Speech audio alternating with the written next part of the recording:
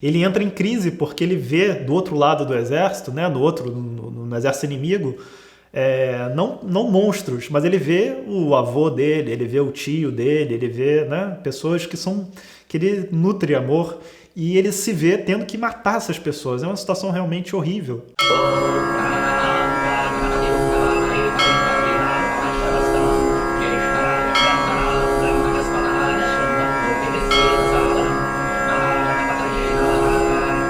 Om Parthaya Pratibodhitam Bhagavata Narayanena Svayam Vyasena Grathitam Purana Munina Madhye Mahabharatam Advaitamritavarshinim Bhagavatim Ashtadashadhyayinim Ambattvamanusandadhami Bhagavad Gita Bhavadveshinim. Namastê, pessoal. Então, sejam bem-vindos a mais um Sabedoria dos Mantras.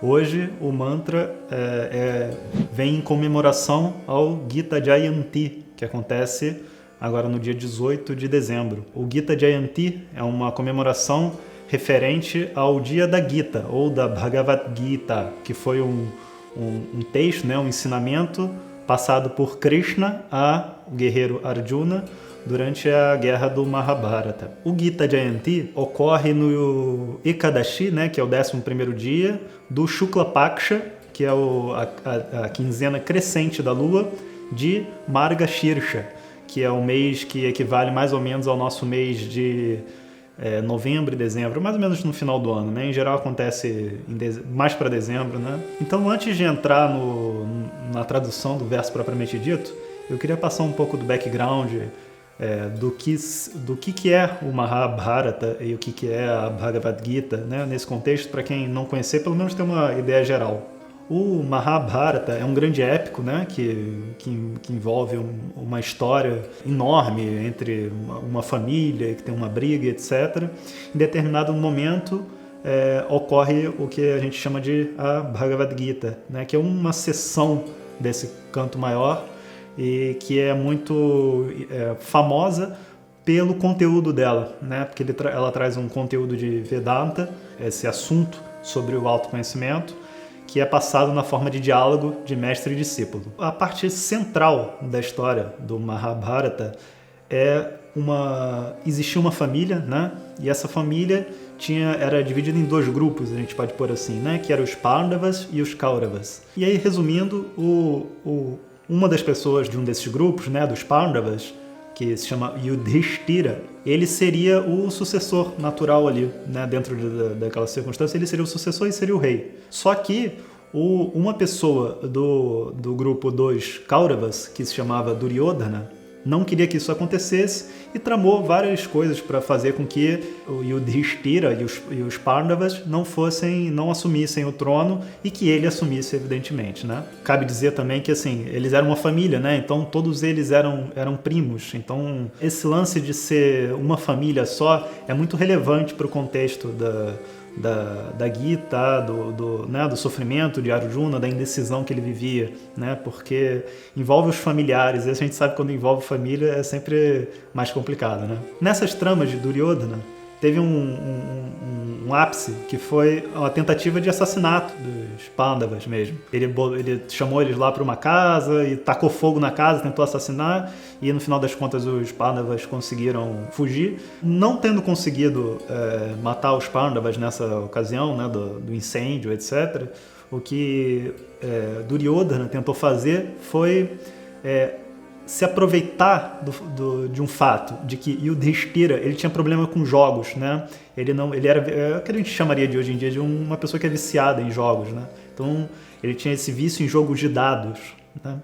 E aí o que Duryodhana fez foi, usando evidentemente dados viciados, chamou Yudhishthira para uma aposta e ficou lá apostando, e ele fazia apostas pequenas e foi crescendo, até certo ponto onde Yudhishthira chegou estava apostando a própria família, estava apostando a própria casa, estava apostando tudo, né? Que é o que a gente vê o que acontece com essas pessoas que têm realmente problemas com jogos. E no final das contas ele perdeu tudo e acabou que numa dessas apostas os Pandavas tiveram que ficar exilados, né?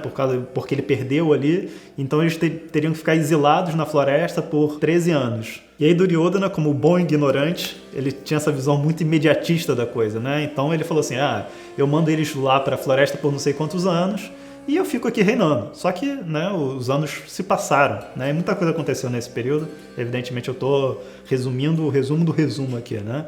E aí os anos se passaram, né? Muita coisa aconteceu, e quando eles acabaram os anos que eles deveriam ficar na floresta, eles retornaram e foram reclamar o trono, né? E evidentemente Duryodhana, vivendo todos esses anos como rei, não quis largar o osso e inventou outras histórias para conseguir se manter no trono. E aí os Pandavas, né, que tinham mais qualificação mental, enfim, eles viram que, tipo, na verdade o propósito deles ali não era nem reinar e ter o reinado para eles, conseguir o poder, né? Eles não estavam nem interessados nisso. Eles estavam interessados em viver a vida deles, podendo fazer o que eles fazem de melhor. E eles chegaram a pedir a Duryodhana e, enfim, a todo o reinado, que, tipo assim, a gente não quer, tudo bem, a gente não quer o reino, mas então nos dê uma vila pra gente morar, né? Pra gente viver aqui perto e que tudo bem, não tem necessidade do reinado e tudo mais. E Duryodhana, né? Nessa ambição, nessa ganância que ele tinha, ele não largou o osso e falou, não, eu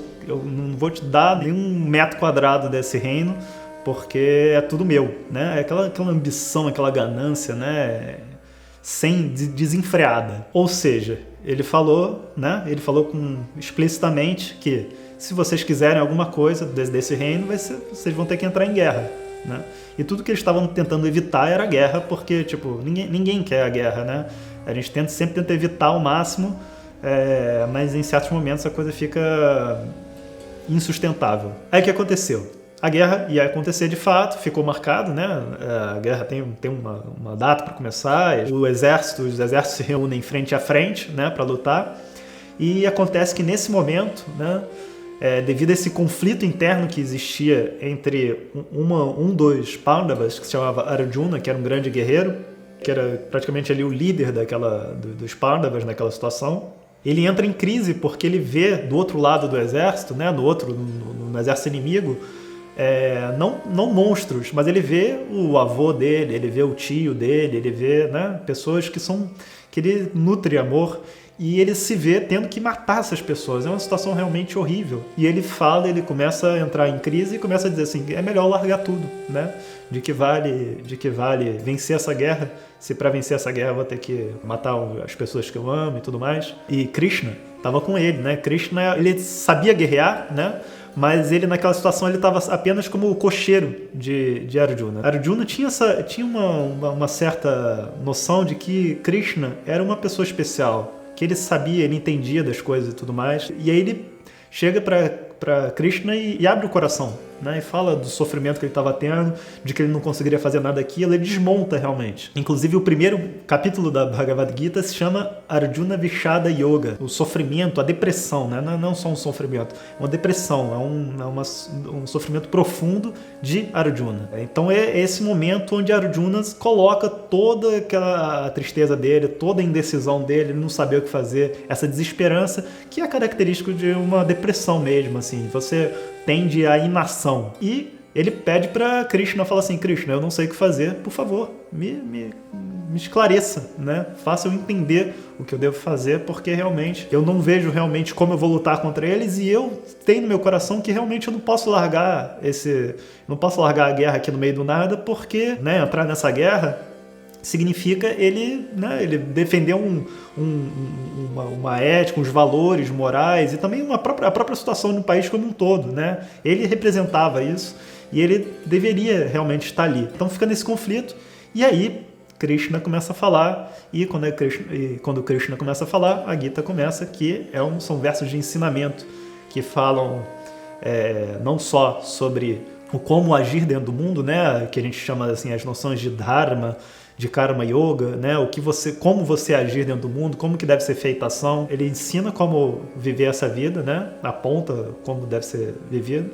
E também como que isso leva ao autoconhecimento, né? Como que essa maturidade emocional, pessoal, profissional, enfim, da personalidade dentro do mundo é importante para a aquisição do autoconhecimento, para você ser realmente livre, né? E ser capaz de andar pelo mundo sem depender de que os objetos externos te alimentem para que você seja feliz.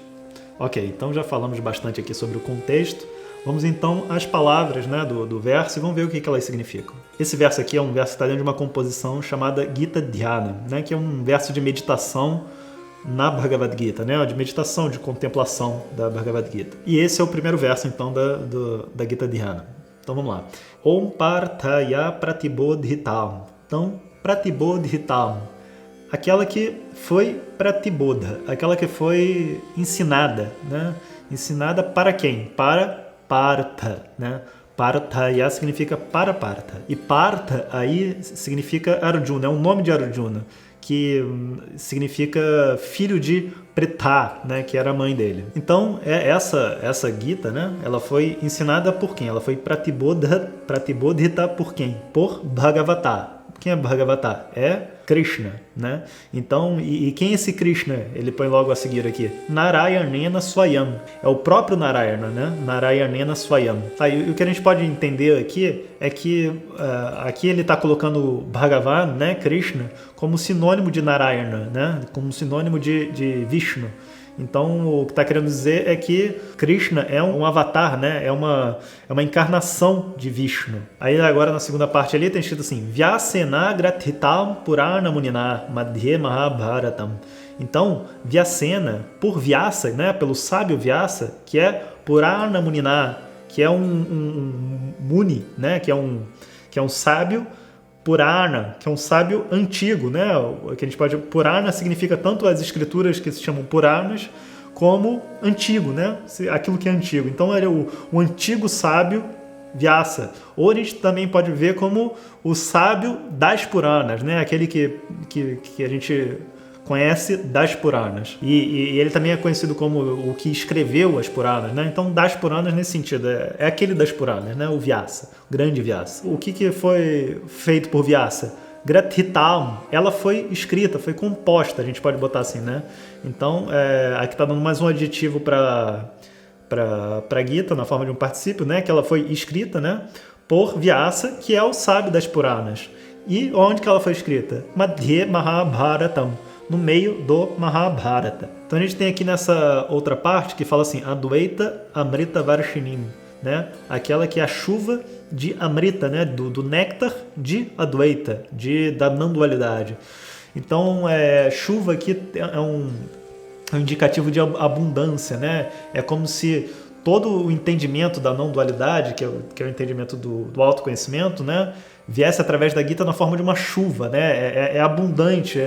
Cada verso da Gita pode dar uma aula de 1 hora, você falando só sobre um verso da Gita. Então ela é muito abundante nesse sentido, né? De conhecimento, né? De conteúdo que ela tem. E que é Bhagavatim. Bhagavatim é aquela que é virtuosa, que é gloriosa, né? Que tem muitas qualidades. E aí depois Ashtadashadhyayinim, aquela que possui 18 capítulos, né? 18 Ashtadasha Adhyayas, né? Tem aquela que possui 18 capítulos. E aí, para finalizar, a gente tem aqui Amba Tuam Anusandadhami, né? Aí a gente tem um vocativo. Ó mãe, Amba, né? Tuam, você, Anusandadhami, eu medito em você, que é Bhagavad Gita, que é a Bhagavad Gita, e que é Bhavatdveshinim, que é aquela que é Dveshi, né? Que é Dveshini, que é a inimiga, né, de Bhava. Bhava como sendo